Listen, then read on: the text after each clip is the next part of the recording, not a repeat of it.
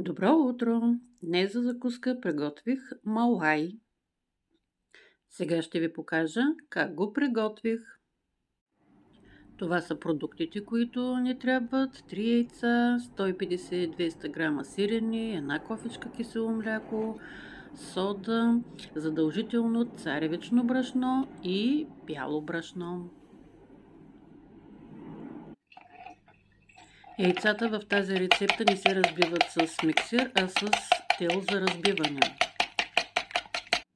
Прибавих киселото мляко и една равна чайна лъжичка сода.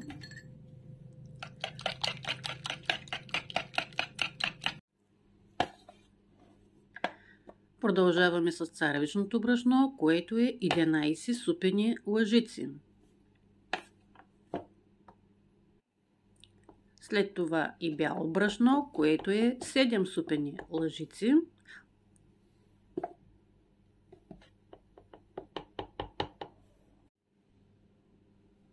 Прибавяме 3/4 чайна чаша олио и една чайна лъжичка сол. Разбъркаме всичко хубаво, прибавяме и сиренето. Ето това трябва да се получи като гъстота.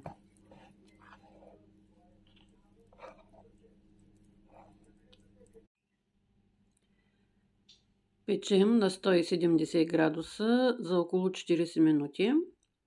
Ето го и готовият сладкиш.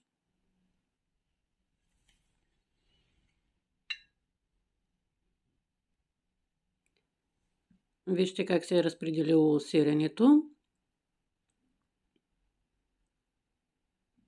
Отгоре сладкишът трябва да хване лека коричка. Ето този златист цвят трябва да се получи. И сега да го опитаме с кафето сутрешното.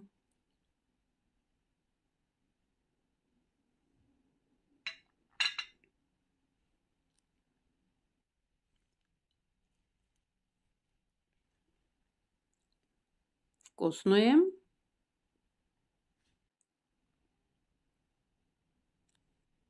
Опитайте го и пишете дали ви е харесало.